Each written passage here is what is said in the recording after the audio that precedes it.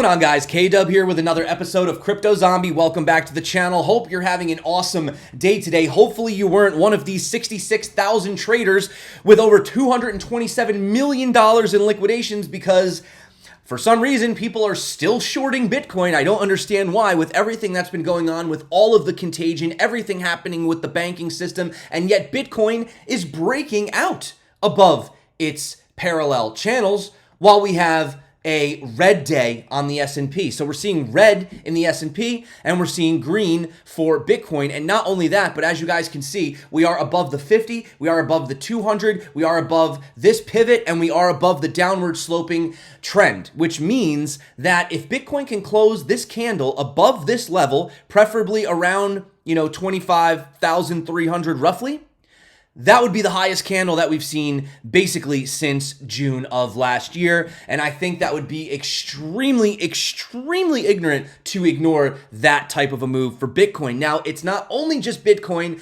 but today we have a lot of crazy things to talk about. Very serious stuff. So in a recent survey or situation where they were analyzing these different banks, it turns out that upwards of 186 US banks could potentially be well positioned for a collapse. Now, we've already had 3. All right. If we have another 186 of them, granted, I'm sure they're smaller banks, what would that do?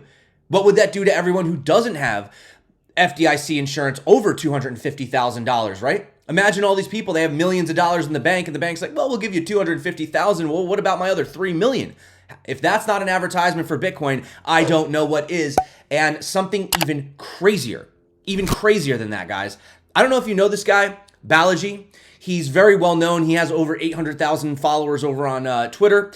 He just made a $1 million Bitcoin bet. And hear this, that Bitcoin itself is going to hit $1 million within the next 90 days. Now, this sounds crazy. Do some research on this guy. He's not, he knows what he's talking about. He actually was very correct on a lot of the predictions when it came to COVID. $1 million Bitcoin in 90 days. Also, there are fears of massive hyperinflation possibly happening if the US government does in fact have to bail out all these banks. And does this mean a massive collapse for the banking ecosystem? And even scarier, what does that actually mean for the US and crypto? Are they going to be happy with people jumping ship into crypto? Are they going to cut the ramps off completely? Has this all just been a giant conspiracy? There is so much stuff we're going to go over today, guys. So if that sounds good to you, you know what to do. If you're not subscribed, definitely consider it. So let's hop in and talk about the chart super quick. So obviously our first level that we're looking at right here is, you can see right here, we were down in this blue zone. We got out of it, and now we're heading up to this next blue area. Now remember, I did tell you, he's talking about $1 million Bitcoin. I mean, we're only talking about Bitcoin going up to around 54 to, potentially 57,000.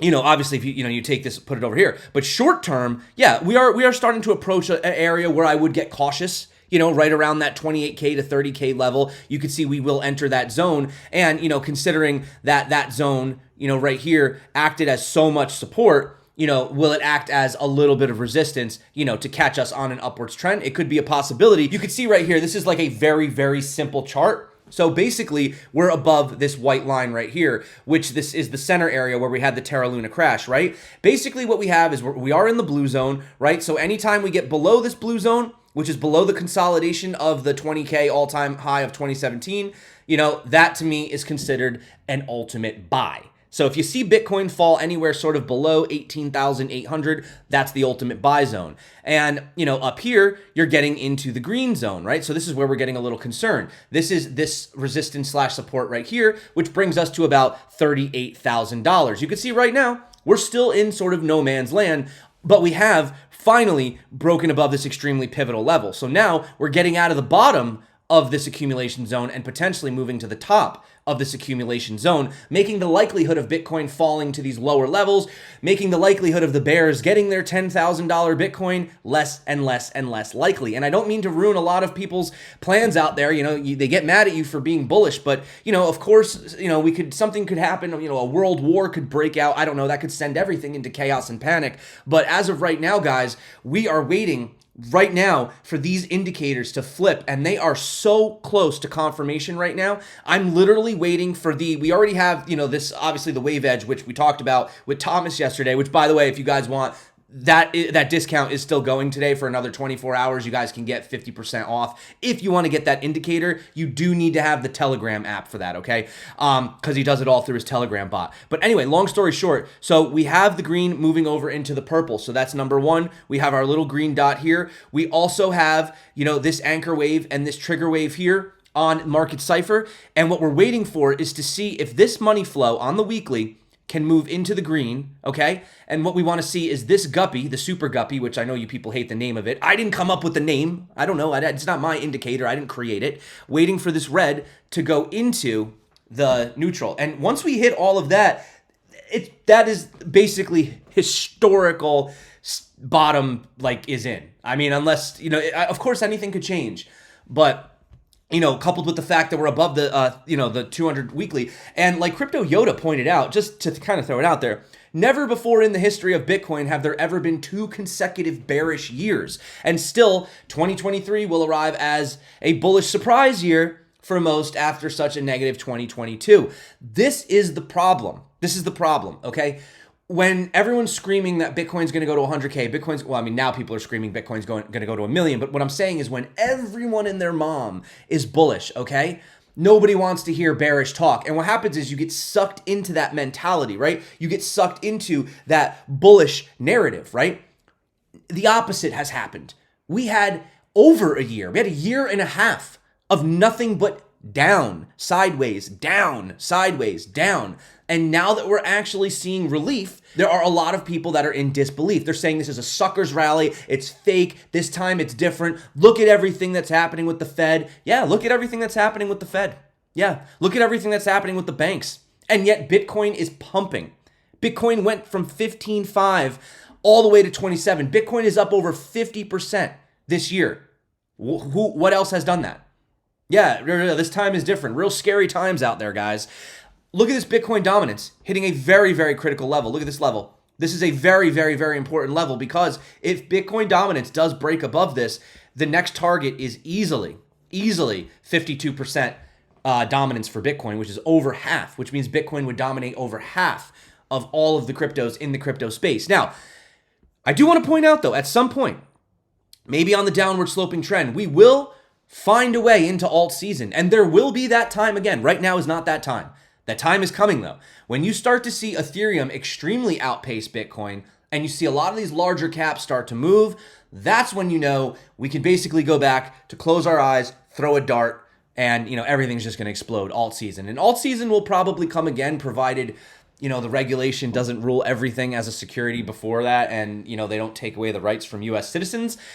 But regardless, crypto is global. So, even if the US isn't allowed to participate, it's not going to stop it. And let's be real, most people are just going to use VPNs anyway.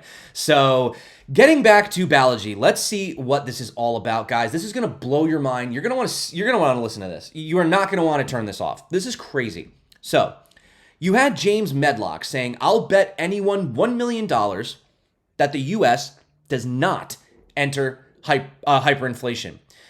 He says, I will take that bet. You buy a Bitcoin, I will send $1 million USD. This is a 40-to-1 odds as one Bitcoin is worth 26K. The term is 90 days. All we need is a mutually whatever. If you won't do that, name a custodian, etc. He calls it the bit signal. Now, why does he think? This is crazy, by the way. I believe Bitcoin's going to $1 million in our lifetime, but I would have had no idea that it was going to be this year. Do you guys think Bitcoin's going to go to 90? Or in 90 days, it's going to go to $1 million. Well, anyway, let's give him the benefit of the doubt here. Crazy predictions, guys. Listen to this. He was like crazy tweet storm. I've highlighted and picked out all the parts that you need to listen to. Just as in 2008, the bankers lied. This time, the central bankers, the banks, and the bank regulators have lied to all dollar holders and depositors. This isn't your typical fractional reserve situation. The problem is that there isn't enough in the bank on the market-to-market basis to cover withdrawals. The money is not there. They knew this all throughout last year. And they only communicated internally. They didn't tell you. The central banks, the banks, and the banking regulators all knew a huge crash was coming, but they never notified you, the depositor. Just like SBF, he says it's Uncle Sam Bankman-Fried. Just like SBF used your deposits to buy shitcoins, using accounting tricks to fool himself and others into using the money, so too did the banks. They all used the depositors to buy the ultimate shitcoin, long-dated US treasuries. And guess what? They all got wrecked at the same time, in the same way, because they all bought the same asset from the same vendor who devalued it at the same time. Hint, hint, the Fed. Powell said he'd be patient on rate hikes as late as November 3rd of 2021.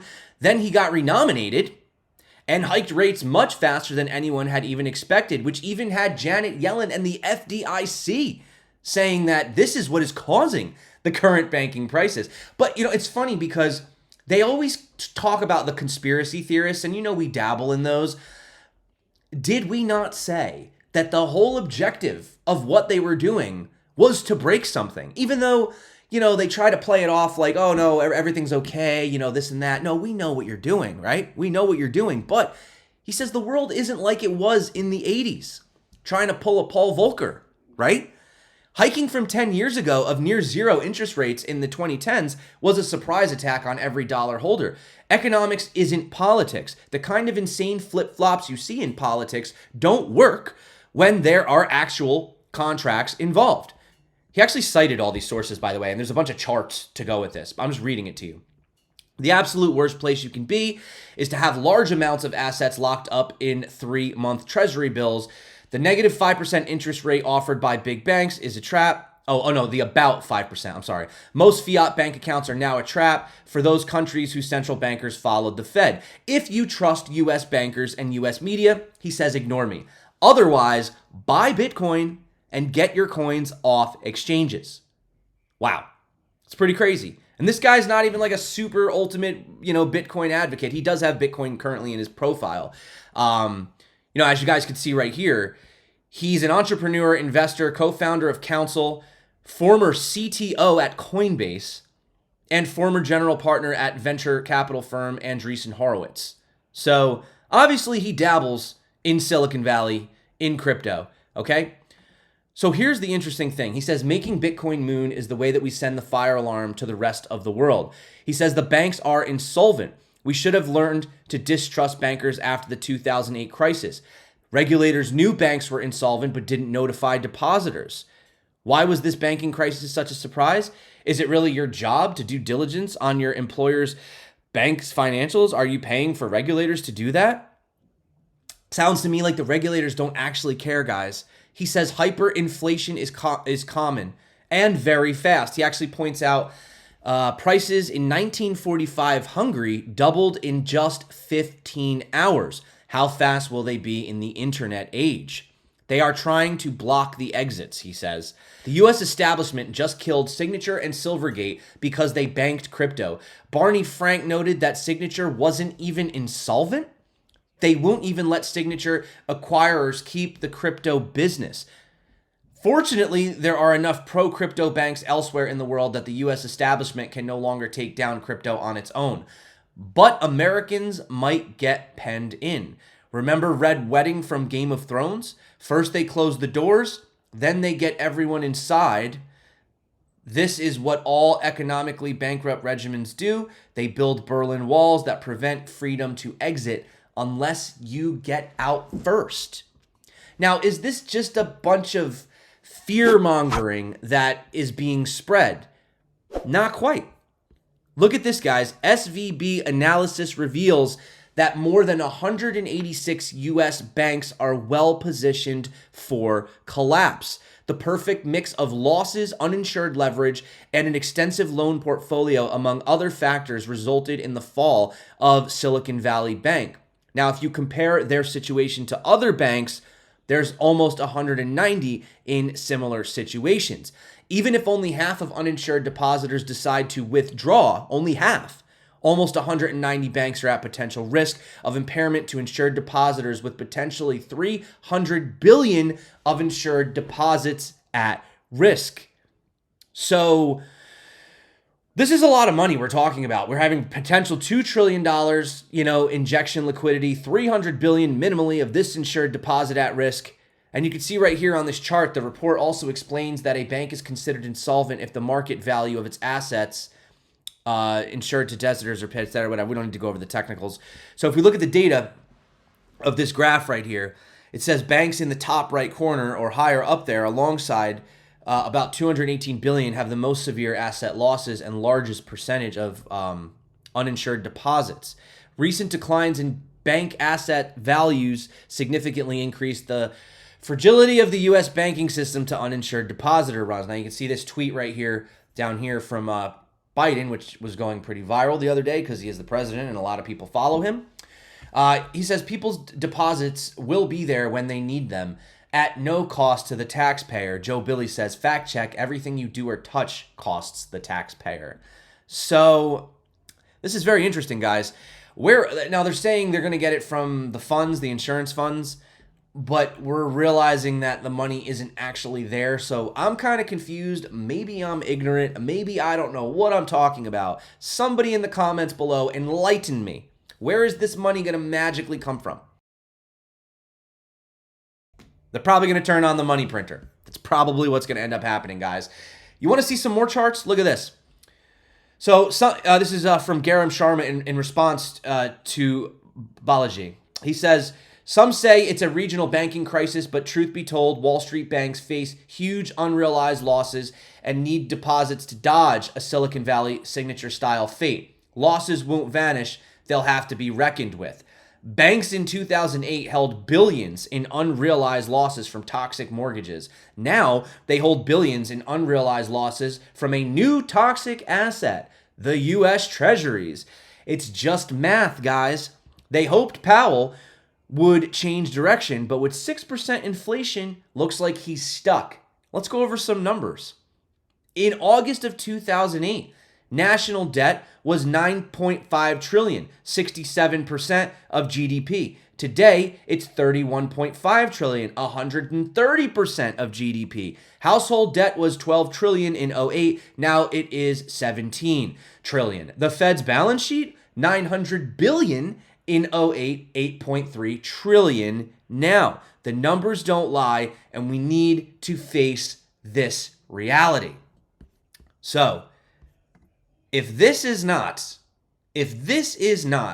the advertisement for Bitcoin, then I don't know what is.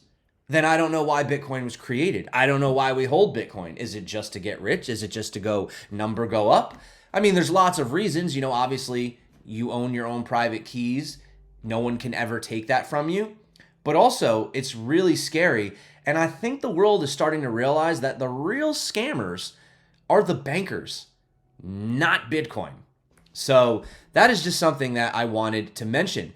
And, the CEO of BlackRock, Larry Fink, recently had a letter to his investors, and he was talking about, how we need regulation and all this other stuff, and there's the collapse of FTX, blah, blah, blah, blah, blah. But he did say that in many emerging markets like India, Brazil, and parts of Africa, we are witnessing dramatic advances in digital payments, bringing down costs and advancing financial inclusion. By contrast, many developed markets, including the U.S., are lagging behind in innovation, leaving the cost of payments much higher. And also, if they think that they're going to choke it, if they are actually trying to accomplish Operation Choke Point 2.0, just to let everybody out there know, it's not going to work this time when it comes to Bitcoin and crypto, because Bitcoin is borderless. You can't restrict it to just the walls of the U.S. or just the laws and jurisdictions of the U.S. Can they hurt it? Can they stifle it? Can they wound it? Can they cut off the exits and entry points? Of course. But all you're going to do is just set back innovation. You're just going to kick the can down the road, 3 steps up, 2 steps back down, But at the end of the day, we know where the path of Bitcoin is going, right? And, just to kind of end on a more lighthearted note at the end of this video, Microsoft is reportedly developing a built-in Ethereum crypto wallet for its Edge browser, enabling users to send and receive cryptocurrencies and NFTs without additional extensions. Currently, in a limited testing phase, the wallet is a non-custodial solution, giving users complete control over their funds. Again, you can't put it back in Pandora's box. It has already been opened, right? So having a look back here, guys, there is a possibility we come down here, we retest the top of this trend, maybe at around 26,364 at some point. But as I said, this is the candle. All we have to do is just unless some crazy black swan news comes out tomorrow, or we're just really being freaking played by the whales and they're just going to dump it tomorrow, I'm going to put my money on the fact that we're probably going to end up closing, and this is extremely bullish for Bitcoin. So, this now closing above this doesn't mean that we can't fall back below it. We could have a fake out at some point, but just understand that we haven't really been able, except, back here, we closed above it, right? But at this point, back here, we were still below, we got rejected here, and we never even made it up to this level at all. Whereas now, we've made it clearly above all of them. The 50, the 2, the downward sloping, right? Because it was, this trend right here. And then, of course, we have the Terra Luna crash, which kind of kicked it all off, right?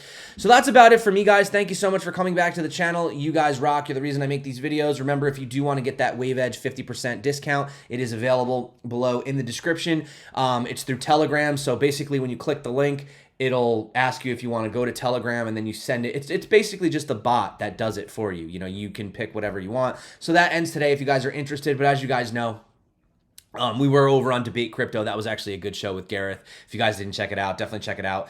But that's it for me, guys. Thank you so much for coming back to the show. You guys rock. You're the reason that I make these videos.